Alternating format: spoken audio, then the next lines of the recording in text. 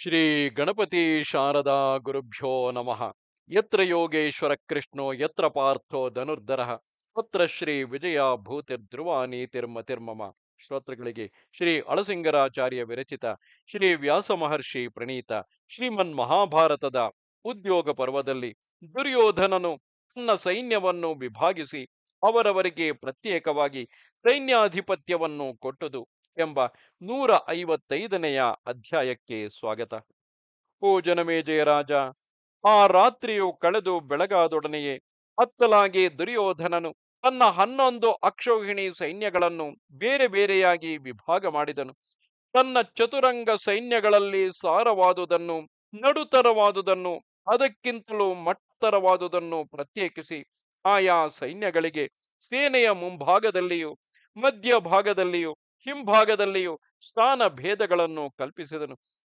ಅವನು ತನ್ನ ರಥ ಸೈನ್ಯಗಳನ್ನೆಲ್ಲ ಸಿದ್ಧಗೊಳಿಸುತ್ತಾ ಅದರಲ್ಲಿ ಆಗಾಗ ಮುರಿದ ರಥಕ್ಕೆ ಒಡನೆಯೇ ಜೋಡಿಸುವುದಕ್ಕಾಗಿ ಕೆಳಗೆ ಕಟ್ಟಿದ ಮರದ ದಿಂಡುಗಳು, ದೊಡ್ಡ ಬತ್ತಳಿಕೆಗಳು, ಹುಲಿಯ ಚರ್ಮ ಮೊದಲಾದವುಗಳಿಂದ ಮಾಡಲ್ಪಟ್ಟ ರಥಗುಪ್ತಿಗಳು, ತೋಮರಗಳು, ಧ್ವಜಗಳು, ಪತಾಕೆಗಳು, ಆನೆ ಕುದುರೆಗಳ ಮೇಲೆ ಏರಿಸತಕ್ಕ ಬತ್ತಳಿಕೆಗಳು, ಬಿಲ್ಲುಗಳು, ಶಕ್ತಿಗಳು, ಪದಾತಿಗಳ ಬೆನ್ನ ಮೇಲೆ ಕಟ್ಟತಕ್ಕ ಸಣ್ಣ ಬತ್ತಳಿಕೆಗಳು, ವೃಷ್ಟಿಗಳು, ಬಿಲ್ಲಿನಿಂದ ಪ್ರಯೋಗಿಸತಕ್ಕ ತೋಮರಗಳು, ಚಿತ್ರ ವಿಚಿತ್ರಗಳಾದ ಹಗ್ಗಗಳು, ಉರುಲು ಗಣ್ಣಿಗಳು, ಶತ್ರುಗಳ ತಲೆಕೂದರಿನಲ್ಲಿ ಹಿಡಿದು ಕೆಡಹತಕ್ಕ ಮುಖ್ಯಗಳು, ಕಾದೆಣ್ಣೆಯ ಕೊಪ್ಪರಿಗೆಗಳು, ಬೆಲ್ಲದ ಪಾಕಗಳು, ಹುರಿದ ಮಳಲು, ಹಾವುಗಳನ್ನು ಕೂಡಿದ ಮಡಕೆಗಳು, ಗುಗ್ಗುಳದ ಪುಡಿ ಮುಂತಾಗಿ ಬೇಗನೆ ಬೆಂಕಿ ಹಿಡಿಯತಕ್ಕ ವಸ್ತುಗಳು, ಗಂಟೆಗಳನ್ನು ಕಟ್ಟಿದ ಗುರಾಣಿಗಳು, ಕವಣೆಯ ಕಲ್ಲುಗಳು, ನೀರು ಪಾಕ ಮುಂತಾದ ದ್ರವ ವಸ್ತುಗಳು, ಉಕ್ಕಿನ ಅಲಗುಗಳು,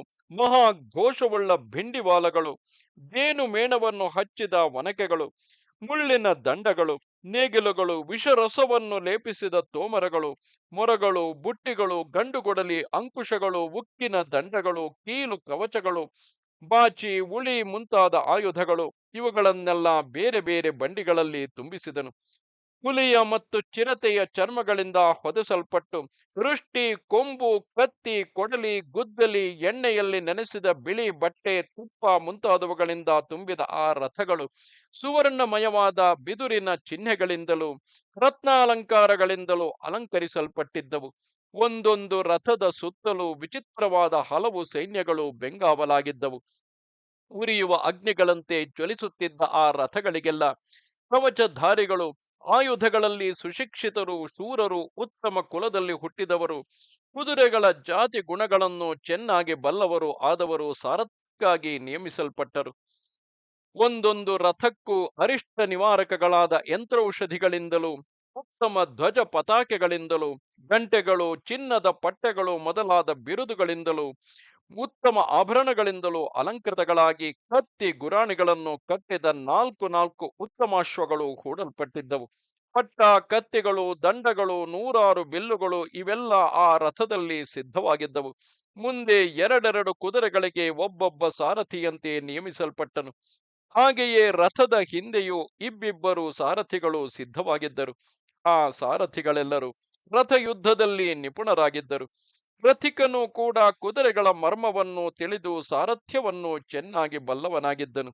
ಶತ್ರುಗಳಿಗೆ ದುರ್ಗಮವಾಗಿ ಸುರಕ್ಷಿತವಾದ ಪಟ್ಟಣಗಳಂತೆ ತೋರುವ ಮತ್ತು ಸುವರ್ಣಾಲಂಕೃತಗಳಾದ ಇಂತಹ ಸಾವಿರಾರು ರಥಗಳು ಸಿದ್ಧವಾದವು.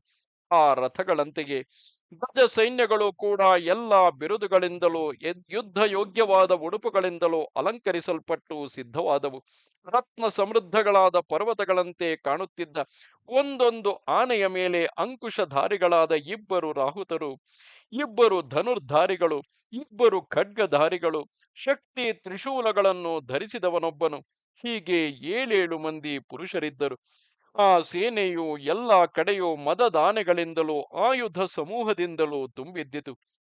ಹಾಗೆಯೇ ಯುದ್ಧ ಕವಚವನ್ನು ಧರಿಸಿ ಸರ್ವ ಸನ್ನಾಹಗಳಿಂದ ಸಿದ್ಧರಾಗಿ ಕೈಯಲ್ಲಿ ಧ್ವಜಗಳನ್ನು ಹಿಡಿದು ಚೆನ್ನಾಗಿ ಅಲಂಕರಿಸಿಕೊಂಡಿದ್ದ ರಾಹುತರಿಂದ ಕೂಡಿದ ಅಶ್ವ ಸೈನ್ಯವು ಅನೇಕ ಸಹಸ್ರ ಸಂಖ್ಯೆಯಿಂದ ನೆರೆದಿದ್ದವು. ಆ ಕುದುರೆಗಳೆಲ್ಲವೂ ಒಳ್ಳೆ ಸುಶಿಕ್ಷಿತಗಳಾಗಿ ಕಡಿವಾಣಗಳನ್ನು ಹಿಡಿಯದೆಯೇ ರಾಹುತರ ಮನಸ್ಸನ್ನು ಅನುಸರಿಸಿ ನಡೆಯತಕ್ಕವುಗಳಾಗಿದ್ದವು.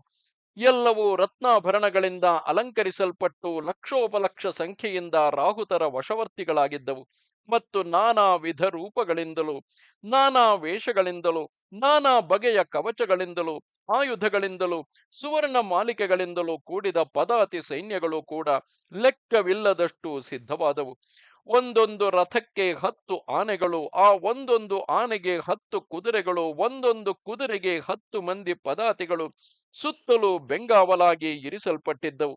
ಹಾಗೆಯೇ ಒಂದು ರಥಕ್ಕೆ 50 ಆನೆಗಳು, ಒಂದೊಂದು ಆನೆಗೆ 100 ಕುದುರೆಗಳು, ಒಂದೊಂದು ಕುದುರೆಗೆ 7 ಮಂದಿ ಆಳುಗಳು ಅಲ್ಲಲ್ಲಿ ಮುರಿದುದನ್ನು ಸರಿಮಾಡುವುದಕ್ಕೆ ಸಿದ್ಧವಾಗಿದ್ದವು. 500 ಆನೆಗಳು ಅಷ್ಟೇ ರಥಗಳು ಸೇರಿ ಒಂದು ಸೇನೆ ಎನಿಸುವುದು. 10 ಸೇನೆಗಳು ಒಂದು ಪ್ರತನೆ, 10 ಪ್ರತನೆಗಳು ಒಂದು ವಾಹಿನಿ ಎನಿಸುವುದು. ಆದರೆ ಸೇನೆ, ವಾಹಿನಿ, ಪ್ರತನೆ, ಧ್ವಜಿನಿ, ಚಮು, ಅಕ್ಷೌಹಿಣಿ ಎಂಬ ಪರ್ಯಾಯ ನಾಮಗಳಿಂದಲೇ ಸಾಧಾರಣವಾಗಿ ಸೈನ್ಯವೆಲ್ಲ ವ್ಯವಹರಿಸಲ್ಪಡುವುದು. ಹೀಗೆ ದುರ್ಯೋಧನನು ತನ್ನ ಸೈನ್ಯಗಳೆಲ್ಲವನ್ನು ಕ್ರಮವಾಗಿ ವಿಭಾಗಿಸಿಟ್ಟನು. ಕೌರವ ಪಕ್ಷದಲ್ಲಿ 11 ಅಕ್ಷೌಹಿಣಿ ಸೈನ್ಯಗಳು, ಪಾಂಡವರ ಕಡೆಯಲ್ಲಿ 7 ಅಕ್ಷೌಹಿಣಿಗಳು ಸೇರಿ 18 ಅಕ್ಷೌಹಿಣಿ ಸೈನ್ಯಗಳು ಕುರುಕ್ಷೇತ್ರದಲ್ಲಿ ಯುದ್ಧಕ್ಕೆ ಸಿದ್ಧವಾದವು. ಈ ಸೇನಾ ಸಂಖ್ಯೆಯಲ್ಲಿ ಇನ್ನೂ ಅನೇಕ ವಿಧಗಳುಂಟು. 250 ಸೈನಿಕರು ಸೇರಿದರೆ ಒಂದು ಪತ್ತಿ. ಅಂತಹ 3 ಪತ್ತಿಗಳು ಸೇನಾಮುಖ ಅಥವಾ ಗುಲ್ಮವೆನಿಸುವುದು. 3 ಗುಲ್ಮಗಳು ಒಂದು ಗಣವೆನಿಸುವುದು.